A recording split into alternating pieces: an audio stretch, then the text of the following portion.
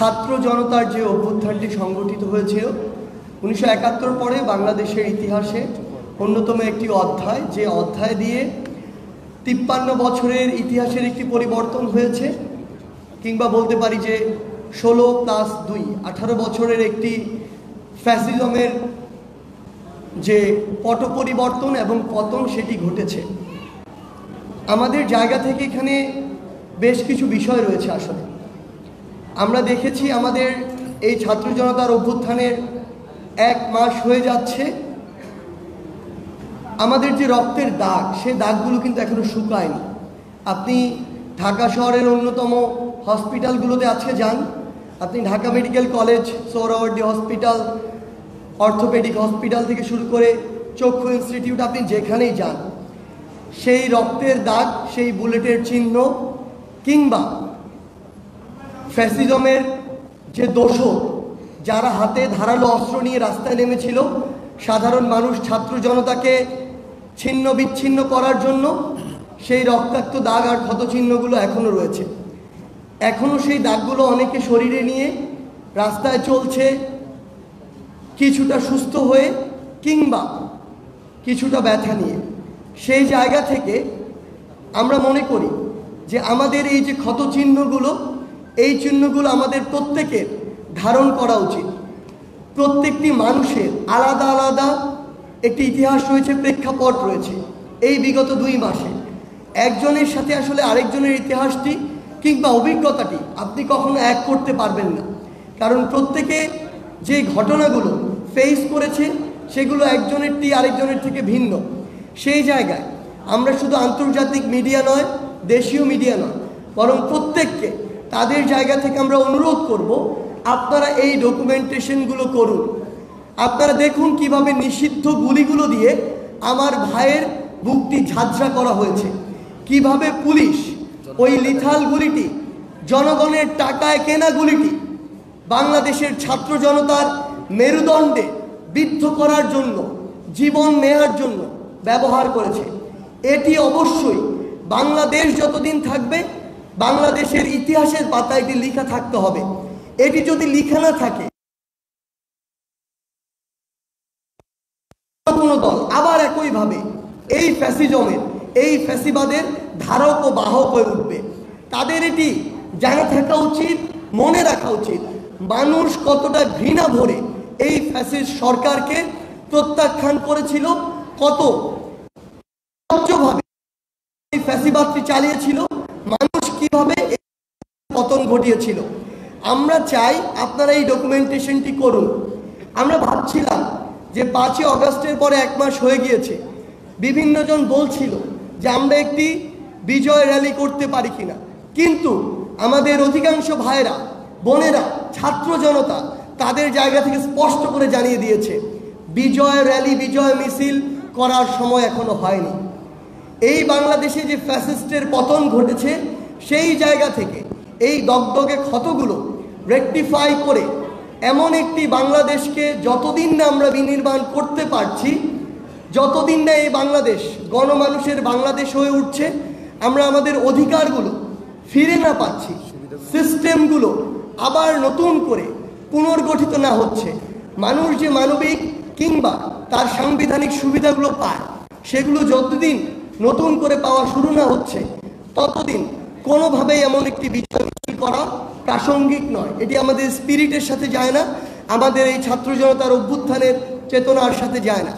সেই জায়গা থেকে আমরা এই মুহূর্তে সবচেয়ে গুরুত্বপূর্ণ মনে করি আমাদের সেই ভাই বোনদের যারা এই ফ্যাসিস্ট সরকারের পতনের জন্য, আওয়ামী লীগের এই দুর্বিষহ শাসন ও শোষণ আমলের পতনের জন্য নিজের রক্ত দিয়েছে, জীবন দিয়েছে।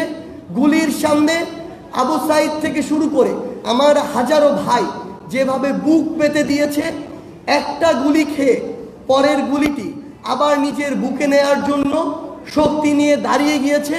এখন সময় হচ্ছে আমার সেই ভাইদেরকে স্মরণ করা, ধারণ করা।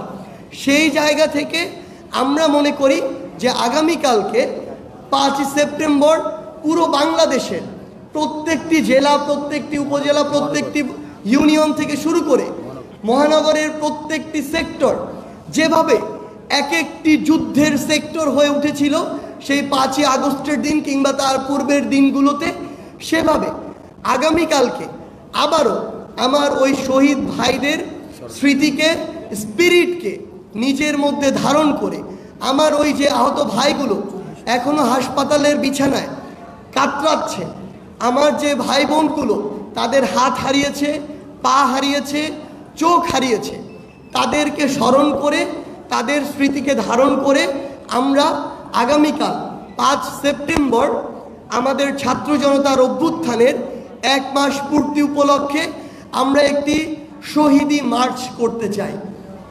এই শহীদি মার্চে আমরা চাইব আমাদের যেই বাবা মারা, যেই ভাই বোনেরা তাদের সন্তান হারিয়েছে, তাদের ভাই বোন হারিয়েছে, বিনয়ের সাথে আমরা আপনাদের প্রতি অনুরোধ করতে চাই আপনারা আমাদের সাথে আসুন।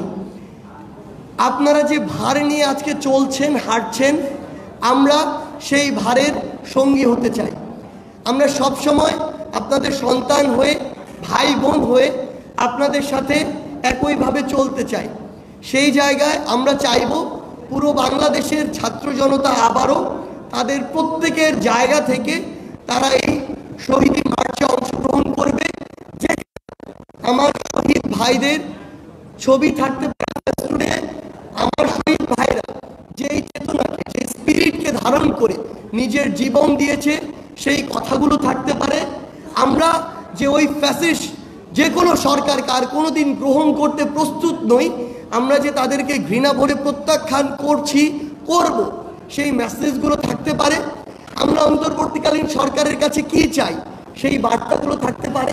আমরা কেমন বাংলাদেশ চাই সেই কথাগুলো থাকতে পারে। কিংবা আইন শৃঙ্খলা রক্ষাকারী বাহিনী থেকে শুরু করে ইভেন ইফ বৈষম্য বিরোধী ছাত্র আন্দোলনের কাছে আগামীতে আমরা কি চাই, কিভাবে নতুন একটি আমরা পলিটিক্যাল সেটেলমেন্ট চাই, আমরা কোন পথে যেতে পারি, আপনার সেই ভাবনাগুলো, সেই চিন্তাগুলো থাকতে পারে, আপনার সেই প্রশ্নগুলো থাকতে পারে। আমরা ব্যানারে, ফেস্টুনে, প্লে কার্ডে সেই জিনিসগুলো দেখতে পাই এবং দেখতে চাই।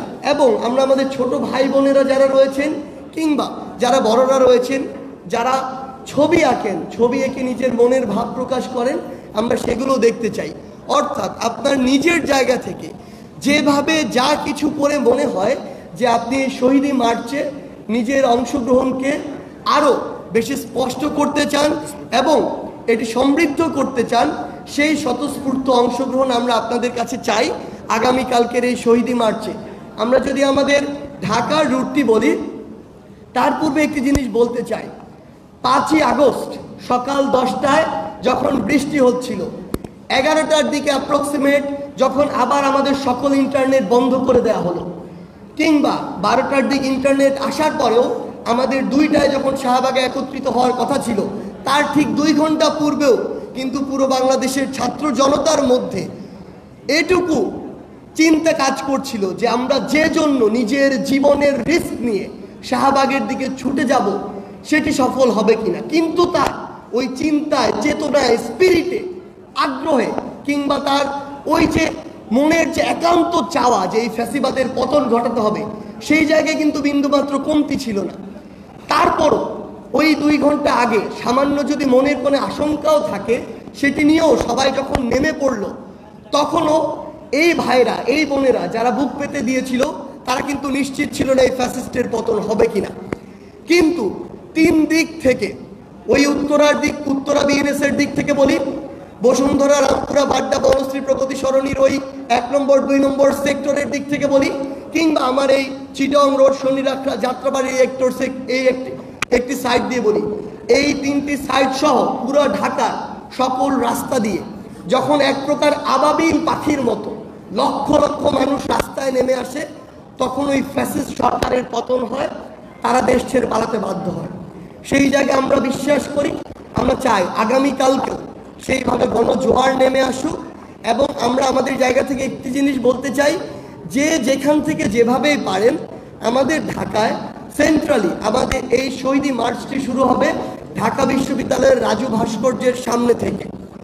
আমরা চাই এই পয়েন্টগুলো থেকে, ঢাকার প্রত্যেকটি পয়েন্ট থেকে, আপনারা চাইলে ব্যক্তিগত উদ্যোগে আসতে পারেন, আপনারা চাইলে ওই পয়েন্টগুলো থেকে একত্রিত হয়ে আবার আপনাদের ব্যক্তিগত কোনো উদ্যোগে নির্দিষ্ট কিছু যানবাহনের মাধ্যমে আসতে পারেন।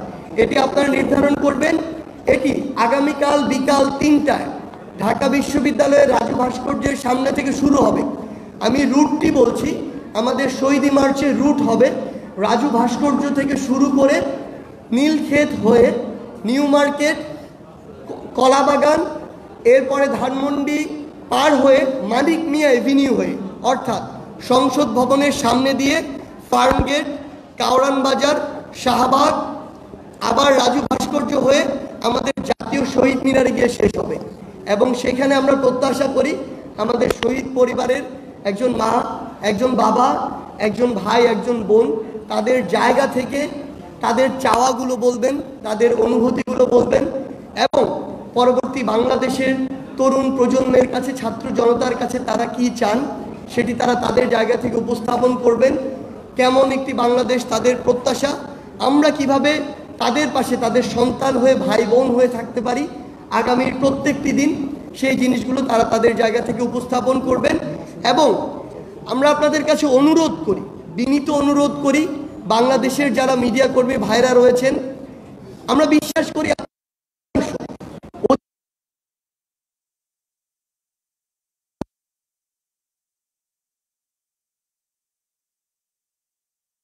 আপনাদের পাবলিশ করার নিউজটি মুছতে বাধ্য করা হয়েছিল।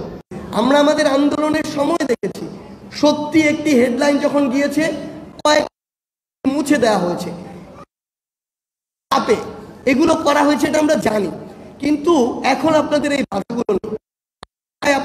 বাধাগুলোতে যান, আমাদের যে ভাই বোনগুলো এখনো কাতরাচ্ছে এই ডকুমেন্টেশনগুলো আপনারা করুন। এগুলো ইতিহাসের সবচেয়ে বড় অংশ হয়ে থাকবে।